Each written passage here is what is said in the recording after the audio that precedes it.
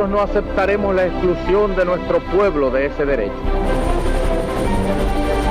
Mr. Gorbachev, tear down this wall.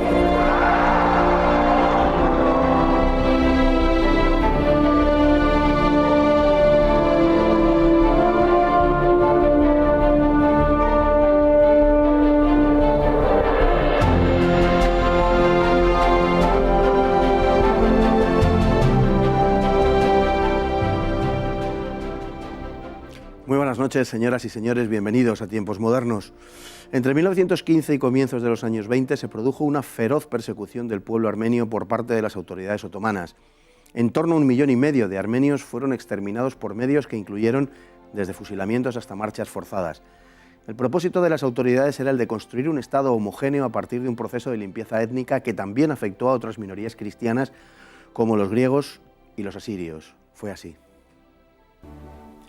Hasta finales del siglo XIX los armenios vivían relativamente integrados en el Imperio Otomano pese a que disfrutaban de menores derechos que el resto de población musulmana en su condición de cristianos. De hecho, Armenia fue la primera nación del mundo en proclamarse oficialmente cristiana, lo que hizo en el año 301, y cuando fue conquistada por el Islam no renunció a su fe.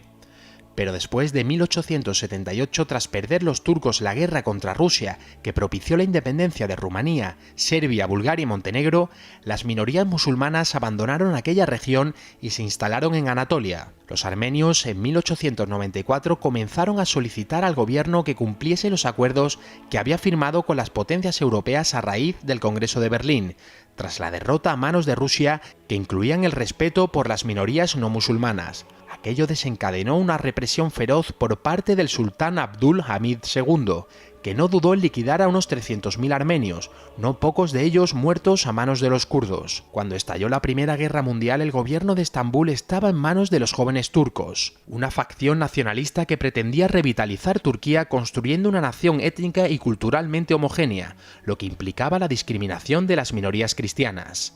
En abril de 1915, en el contexto bélico de la Gran Guerra, se produjo una sublevación armenia en la ciudad de Van, como respuesta a los intentos del gobierno de deportarlos. La rebelión condujo a la adopción por parte del gobierno de medidas aún más duras. La verdad era que las autoridades propiciaron el alzamiento armenio en algunas provincias para justificar la represión que se generalizó. La población armenia fue deportada a zonas de Mesopotamia y Siria, donde se erigieron unos 25 campos de concentración en los que las enfermedades se cebaron con los internos, a los que además se dejó morir de hambre. El propósito genocida era evidente. La élite armenia, compuesta por abogados, escritores, poetas, médicos, sacerdotes, fue detenida y posteriormente liquidada. El número de víctimas está lejos de conocerse con precisión, pero incluso las autoridades turcas admiten que pudieron alcanzar las 600.000, aunque lo más probable es que la cifra real duplique las estimaciones oficiales de Ankara. Más allá de los números, se ha debatido el carácter genocida de las matanzas perpetradas contra los armenios, fusilados, muertos por extenuantes marchas forzadas o privados de alimento, pero no parece haber grandes dudas al respecto. La persecución turca contra los armenios cobra todo su sentido a la luz del propósito de crear un Estado étnicamente homogéneo. Como parece apuntar la persecución a los griegos antes, durante y después de la Primera Guerra Mundial, en la que fueron aniquilados unas 300.000 personas, y la de los asirios, asesinados a lo largo de 35 años entre 1890 y 1925, cuyas bajas ascienden a un mínimo de 250.000, aunque hay quien las triplica. Todos ellos, armenios, asirios y griegos, fueron aniquilados porque eran pueblos cristianos en el seno de un imperio islámico que defendió su identidad sencillamente eliminándolos. El genocidio armenio, tantas veces oculto, histórica y políticamente. Muy buenas noches.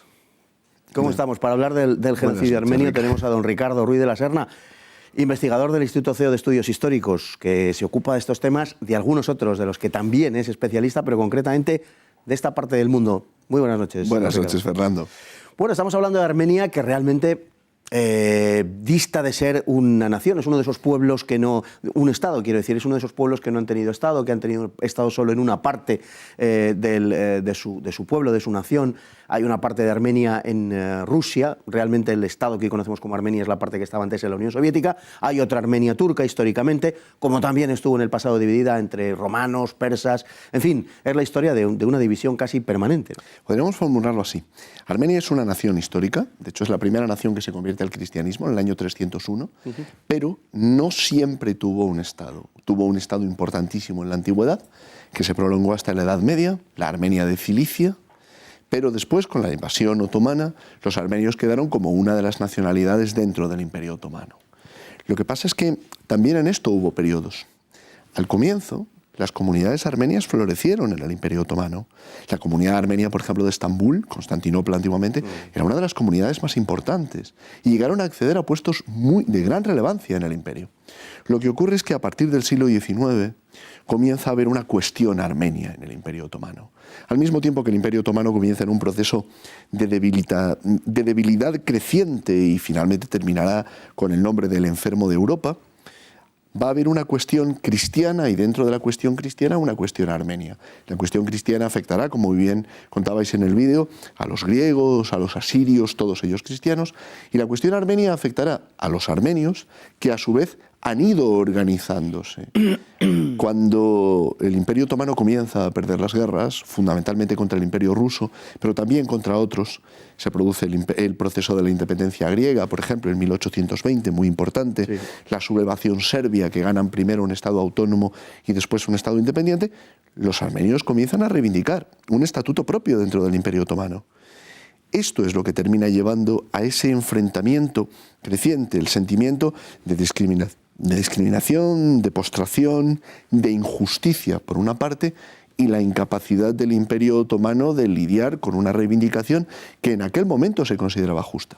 Y tenían razón los armenios para sentirse maltratados, digamos, porque dentro de los regímenes de ese tipo musulmán, como son considerados los cristianos, tienen que pagar más impuestos, no pueden acceder a determinados cargos públicos. El estatuto de dignitud. Exactamente. Sí. No pueden acceder a determinados cargos públicos e incluso estaban sujetos a aquellas medidas que tomaban los sultanes de pedir a las familias que los varones mayores fueran enviados para formar los genízaros, ¿no? Que era algo verdaderamente tremendo, ¿no? Lo que pasa es que el estatuto de dignitud dependía mucho de la severidad con que el sultán de turno lo quisiera aplicar.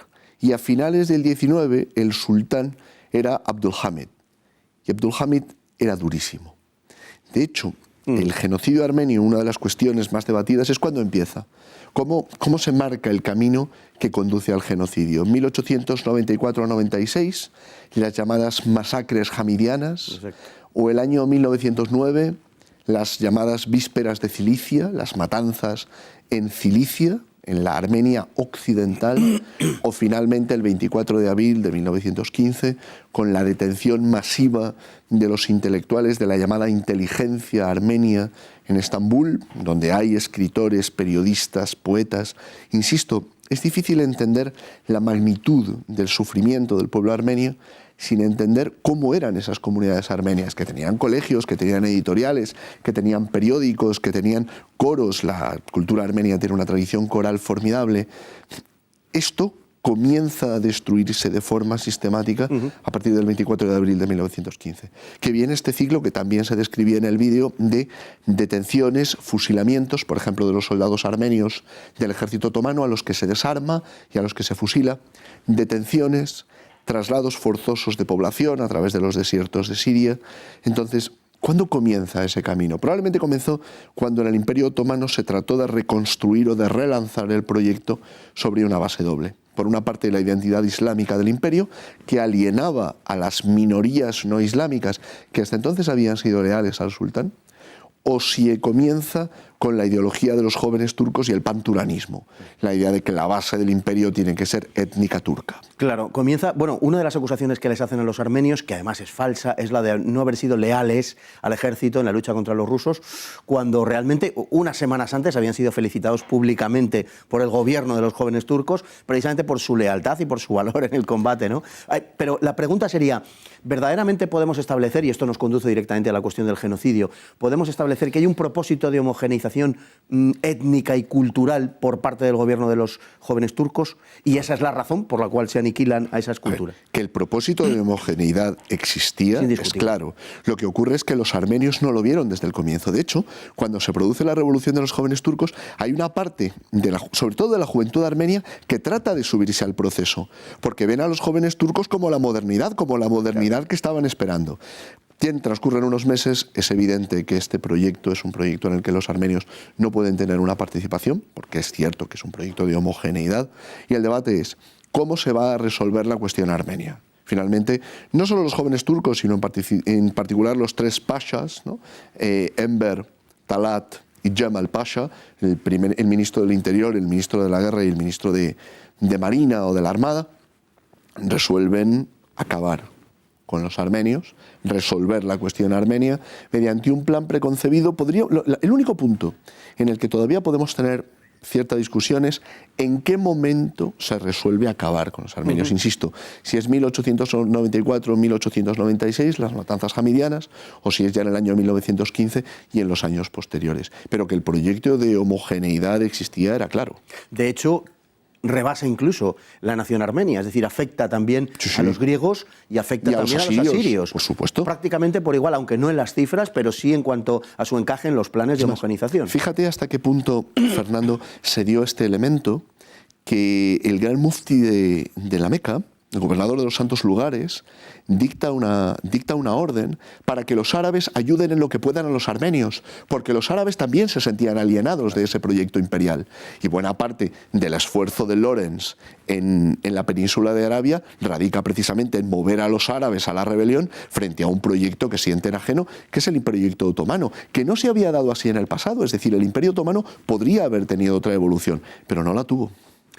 No la tuvo, y en consecuencia podemos establecer, más allá de toda duda razonable, que de lo que estamos hablando realmente es de un genocidio que persigue unas finalidades determinadas, que son las de la homogeneidad, homogenización social, que persigue distintas minorías y que cabe ser conceptuado, como digo, más allá de toda duda, como propiamente genocidio, como lo que consideramos hoy, o está tipificado como genocidio. Fíjate, cuando Rafael Lemkin acuña el concepto de genocidio en el año 43, el concepto de genocidio no existía todavía en el 15 ni antes, pero cuando lo elabora, está pensando en lo que le sucedió a los armenios. Está pensando en el destino terrible de los armenios, que, insisto, no trató únicamente de la destrucción física de las comunidades, de la muerte de las personas, sino de borrar todo rastro de la presencia armenia. De hecho, no lo borraron por completo. Muchos de los lugares que se pueden visitar todavía hoy en la Armenia histórica, en la Armenia oriental y en parte de la Armenia occidental, que quedó en el Imperio Otomano, no en la República de Armenia, que, como decías,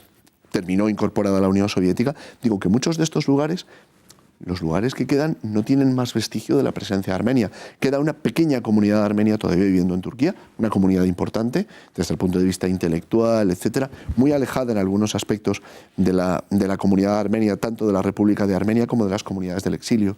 Pero es importante subrayar este elemento de la importancia de la destrucción, porque no era solo la destrucción física de las comunidades, era la destrucción cultural de la presencia armenia. Pues un tema verdaderamente terrible este del genocidio armenio, hasta el punto que al que lo llevaron los jóvenes turcos. Muchísimas gracias, don Ricardo. Fernando, buenas Esperamos noches. contar con usted en más ocasiones. Encantado. Y muchas gracias también a ustedes por estar ahí día tras día, noche tras noche. Hasta mañana, si Dios quiere.